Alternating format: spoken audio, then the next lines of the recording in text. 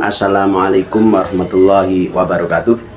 Faya ayyuhal ikhwan min Sabang ila Merauke rahimakumullah wa radhiyallahu ankum jami'ah.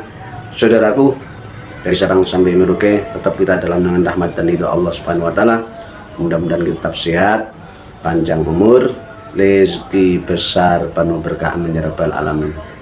Saudaraku yang berbahagia, perlu saya sampaikan suatu tayangan video yang harus kita ingat.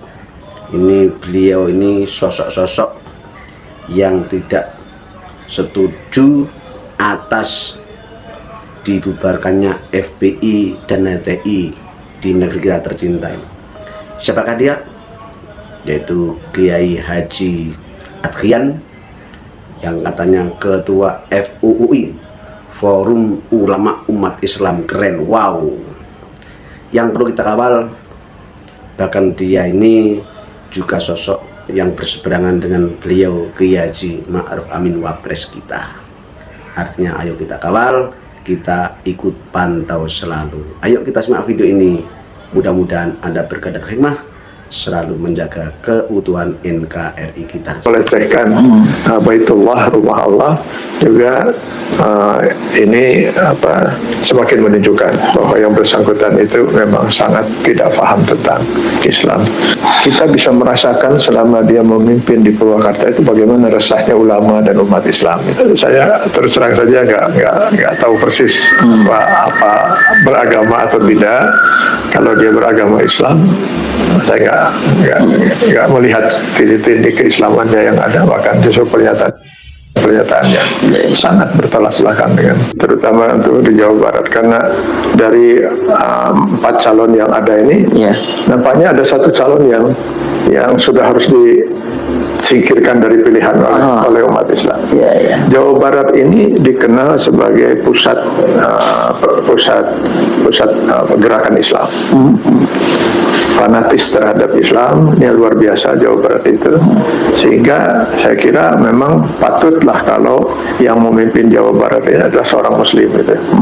Nah, kenapa yang satu ini? Kalau menurut saya yang satu ini, saya nggak tahu agamanya apa, saya nggak tahu agamanya apa, karena ada pernyataan yang bersangkutan itu di salah satu buku karangannya itu, agama itu adalah budaya, dan budaya itu adalah agama. Saya yakin orang yang beragama tidak mungkin mengucapkan kalimat seperti ini gitu.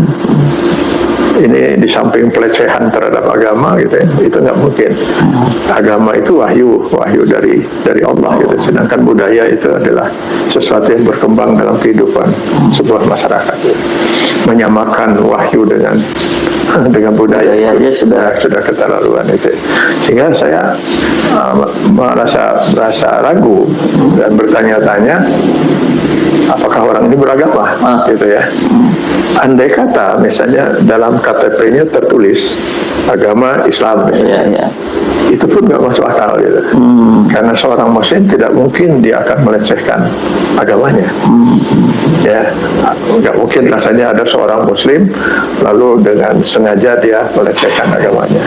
Dan yang bersangkutan ini sudah sangat sering melakukan pelecehan terhadap agama gitu. Pelecehan terhadap agama, sehingga kalau saya nggak hilap 30 November 2015 yang lalu, para ulama di Purwakarta itu pernah mengadukan yang bersangkutan ke Polda Jawa Barat dengan tuduhan pelecehan, penistaan terhadap agama, KUHP 156A itu. Ada pelecehan-pelecehannya, pertama tadi termasuk pernyataan dari agama itu adalah budaya, budaya itu adalah agama. Yang itu tentu saja pelecehan terhadap firman Allah Subhanahu wa taala yang kita luar biasa muliakan itu ya. Kita luar biasa muliakan firman Allah itu.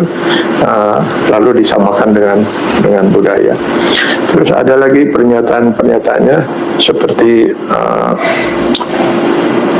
dia mengatakan bahwa selama ini kalau kita lihat umat Islam itu hubungannya dengan Allah itu selalu secara formal gitu, secara formal seperti sholat formal, puasa formal.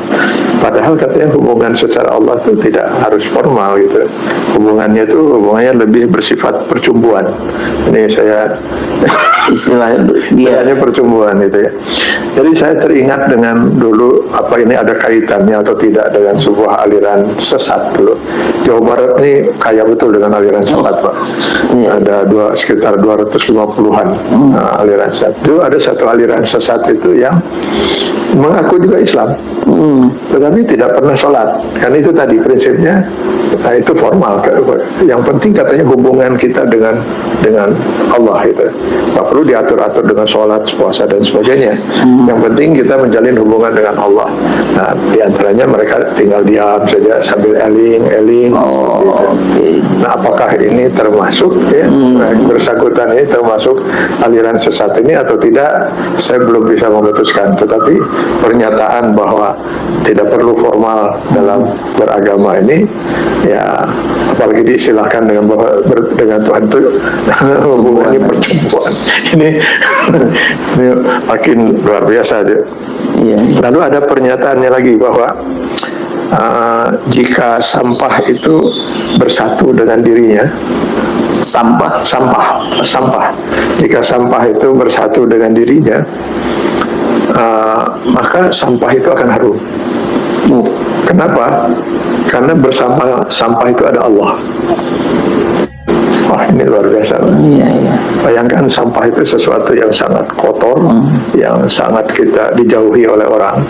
Tapi menurut dia, disitulah ada Allah itu, di sampah-sampah itu. Hingga sampah itu menjadi harum. Gitu. Ini satu pemisalan yang sangat tidak layak lah untuk diucapkan kalau oleh seorang yang Muslim gitu ya.